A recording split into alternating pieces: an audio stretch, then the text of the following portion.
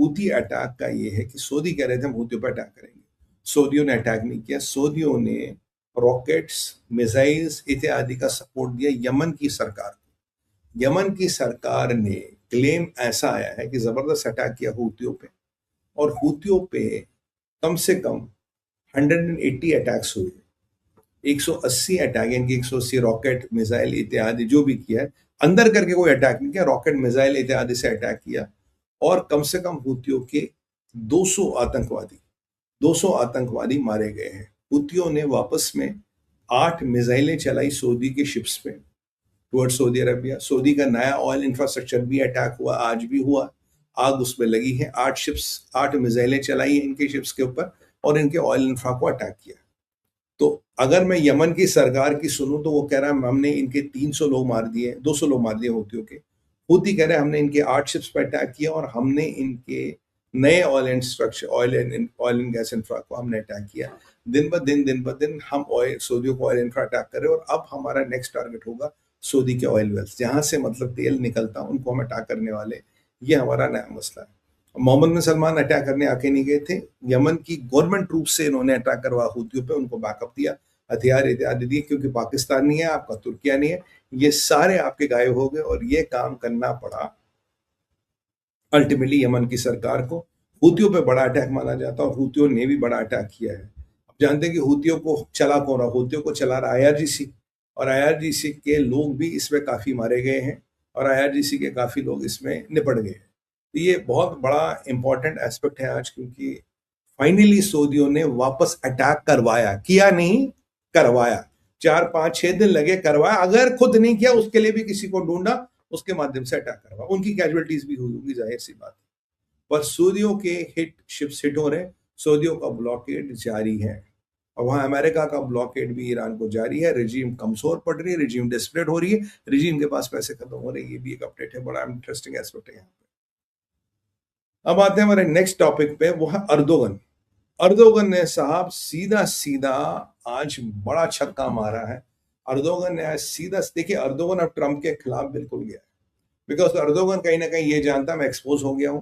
जो मैंने तुर्किया में करना चाहा, जो ट्रंप के साथ करना चाहा, वो इजरायलियों को पता, वो अमेरिका को पता, it's a matter of time. मेरे हिसाब से, मेरी कैलकुलेशन आप याद रखिएगा, अगला साल, आज का दिन, आज का टाइम, अर्दोगन कुर्सी पे नहीं बैठेगा, या तो वो, या कुर्सी के बाहर, मतलब उसकी व्यवस्था अमेरिका साल भर में कर देगा। And you know, if the things keep all okay, क्योंकि अर्दोगन अब जानता है कि who is been completely exposed. आज अर्दोगन ने वही किया जो उसकी हसरतें दिल में फंसी पड़ी थी, और एक एक चीज वही की जो मैंने आपको प्रेडिक्ट की थी। सबसे पहले क्या हुआ, कल रात को एक हिजबुल्लाह के एंटी टैंक मिसाइल ने एक इजरायली ट्रूप्स पे, उनके आर्म्ड व्हीकल पे हमला किया। इस पे 3 इजराइल के सिपाही बड़े ज्यादा गंभीर रूप से घायल हुए। They may not be able to make it, critical है। तो इजराइल ने आज साउदर्न लेबनान पे, तहरीर रेज और अन्य शहरों पे खूब बम बरसाए, खूब हिजबुल्लाह के जहादियों को मार दिया। आज हिजबुल्लाह के जहादियों की मतलब DTH की इतनी टिकटें कट गई कि सर्वर क्रैश हो गया। आज खूब टिकटें काटी, और इजराइल ने गिना नहीं। इजराइल को पता था कि मेरे लोगों को छेड़ोगे तो मैं खत्म कर दूंगा। गाजा में हमास के कमांडर मारे हैं, गाजा में और लोगों को मारा है, गाजा में मार कटाई, हिजबुल्लाह की मार कटाई जारी है। आज IDF के जहाज काफी दिनों बाद उठ के उन्होंने अटैक किया, गाजा पे भी अटैक किया और लेबनान में भी अटैक किया। और लेबनान का जो प्रेसिडेंट है जोसेफ अयोम, ही इज ओके, कह रहा है इजराइल लॉन्ग रन में निकले, बट इस हिजबुल्लाह नाम के कैंसर को लेबनान से निकाले, विच इज लॉजिकल। तो अब हिजबुल्लाह का वो मौलाना नईम कसीम कल गाली वाली दे रहा था, कि कल धमकी वमकी दे रहा था, but that is not cutting ice. American ने कुछ नहीं बोला, क्योंकि डील कट है अमेरिकन के साथ, अगर हिजबुल्लाह हम पे अटैक करेगा, हम इन पे अटैक करेंगे। तो हिजबुल्लाह की खूब मार कटाई हुई। जब हिजबुल्लाह की मार कटाई हुई, तकलीफ तैयब अर्दोगन को होगी। हिजबुल्लाह के नए मामा जी जो है तैयब अर्दोगन, उनको तकलीफ होगी। तैयब अर्दोगन साहब फरमा रहे हैं, आज कल फिदान हकान धमकी दे रहा था, कह रहा था हम, कतर और इजिप्ट मिलके इजराइल पे यूनिलैटरल एक्शन लेंगे अगर इसने गाजा में मार कटाई बंद की। अब यहाँ हिजबुल्लाह को भी मारा, गाजा में भी ठुकाई कर दी। तो आज तैयब अर्दोगन खुद दद्दू खुद आ गए, उमर दराज खलीफा खुद आ गए, कहते हैं कि भाई अगर इजराइल नहीं सुधरा तो हम इजराइल पे अटैक करेंगे। तो आज इजराइल पे डायरेक्ट अटैक करने की धमकी तैयब अर्दोगन दे रहा है। सो मैंने आपको कहा था Israel has to be very very careful with this man. ये डायरेक्ट अटैक की धमकी दे रहा, कल तक इसका डिप्टी दे रहा था फिरहान अकाल। Still you can take him with a pinch of salt, but here the boss is saying I will attack Israel. दूसरी बात कह रहा है यार तुर्किया के साथ बहुत बुरा हो रहा है। कह रहा साहब क्यों बुरा हो रहा है आपके साथ? कह रहा हम हमारे साथ तो धोखा किया है। ये देखिए मैंने आपको बोला था ये आदमी बिल्कुल ट्रम्प के अगेंस्ट चला गया है। इसने कहा हमसे धोखा किया। किसने किया आपके साथ दगा? आपको इश्क में किसने दगा दिया? कहता ट्रम्प। मैंने अरे यार ट्रम्प के इश्क में पड़ गए। ट्रम्प ने दगा दिया साहब। क्यों दगा दिया? हमें F-35 नहीं दिया। मैंने कहा घंटा मिल रहा तुम्हें F-35। अबे तुम जैसे जिहादियों को F-35 मिलेगा क्या? कह रहा F-35 नहीं दे रहा ट्रम्प हमें।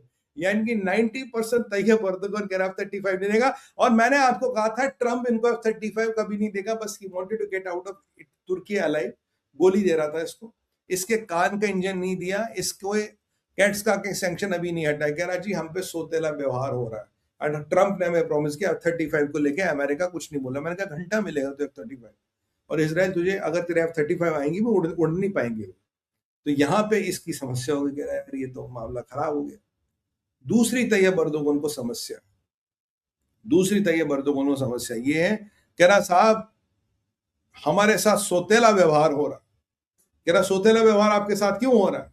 कह रहा सोतेला व्यवहार इसलिए हो रहा है कि हमें यूरोपियन यूनियन में नहीं लेते। मैंने कहा वाह खलीफा वाह, मतलब दुनिया भर के मुसलमान तो उन्हें लाके तुर्किया में बसाने थे। कह रहा हमें यूरोपियन यूनियन में ले लो, और फिर वो फ्रीली घूमते यूरोपियन यूनियन में, हर जगह इस्लामाइजेशन। बड़े शानदार बड़े मतलब जो वाहिदी कह रहा था भी आया, जो ईरान के सेक्शन में आऊंगा, वाहिदी ने भी ऐसा कुछ कहा। मैं आपको सिंक्रेनी बताऊंगा कितनी है।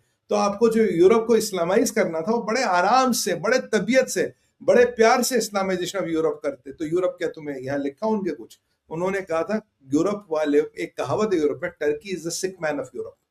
तो भैया मुस्तफा कमाल अतार तुर्क की टर्की तो रही नहीं, तैयब अर्दोगन की तुर्की है जो लाइबिलिटी है फाइनेंशियली टेक्निकली।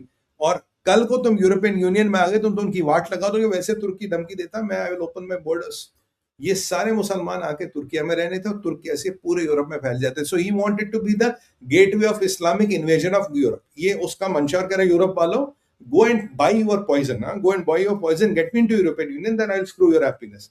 उन्होंने कहा भैया नहीं हो रहा। तो आज ये तैयब अर्दोगन बेचारा दिल पे जो पत्थर था, मैंने कहा ना इसके पास ज्यादा टाइम नहीं है, तो इसलिए इसे दिल का पत्थर उधेड़ ही दिया। कह रहा मेरे साथ जी आपने ये बहुत बुरा किया, 35 नहीं दिया, कान का इंजन नहीं, कैट्सका के सैंक्शन नहीं हटाए, मुझे यूरोपियन यूनियन में नहीं ला रहे। और तैयब अर्दोगन साहब आगे फरमाते हैं कि सीरिया में अगर इजराइल ने कोई भी हरकत की, हमें लगा सीरिया की राष्ट्र सुरक्षा खतरे में है, और सीरिया में इजराइल है कि जो सीरिया में बेस भी है, तो मैं उसको तुर्किया का थ्रेट मानूंगा and I will attack Israel.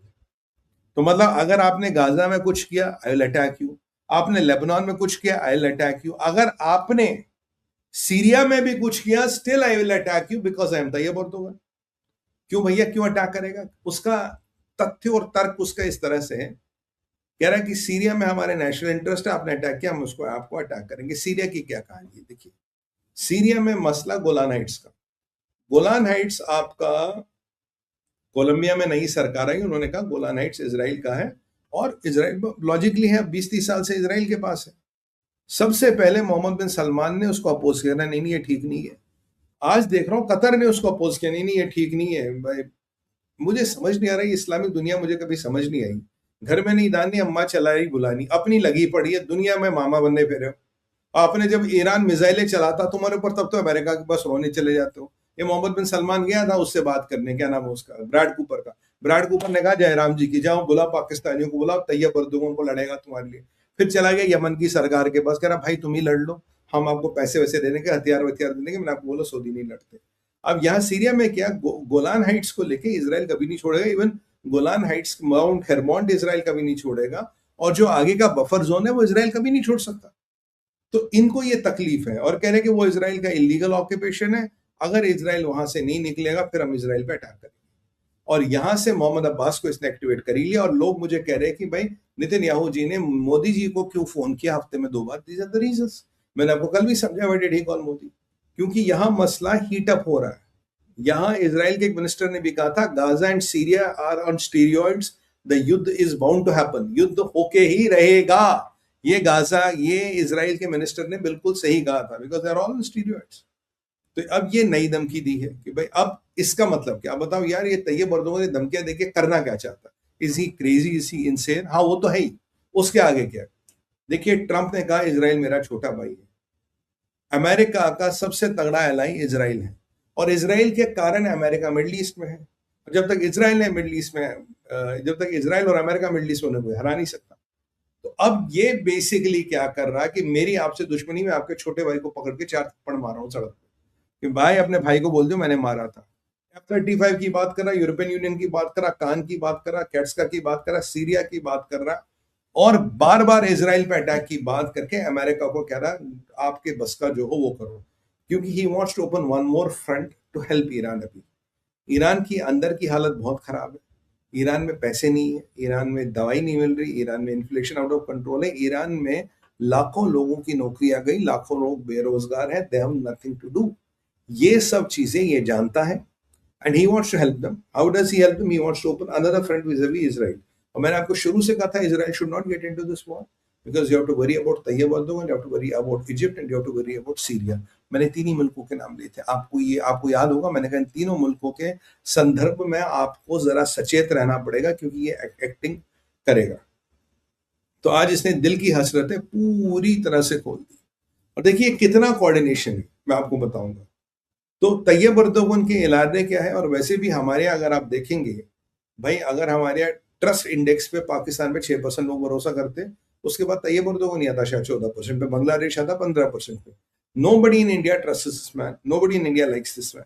And I don't know even why do we have an ambassador or they have an ambassador, they should be asked to leave. हाँ, जब सरकार वरकार बदलेगी वहाँ फिर एम्बेसी भी खोल देंगे। बट एनीवे, वो एक राजनीतिक विषय है, डिप्लोमेटिक विषय है। तो ये है तैयब अर्दोगन का आज का लेखा जोखा। अब आते हैं ईरान में। ईरान में क्या साहब? ईरान में दो बातें करनी मैं आपको। पहली बात करनी मेरे को आपको वाहिदी को लेकर। वाहिदी आईआरजीसी का सीनियर मोस्ट कमांडर। आप देखिए, पहले वाहिदी यहां था और लारीजानी यहां होता था, इनके ऊपर इस्माइल हनिया होता था, इसके ऊपर सॉरी इनके ऊपर वो कासिम सुलेमानी होता था। Qasem Soleimani was here and Ali Larijani was here. जब कासिम सुलेमानी मरा तो वाहिदी आ गया। वाहिदी यहाँ है और आपका लारीजानी का रिप्लेसमेंट मोहसिन रिजवी यहाँ है।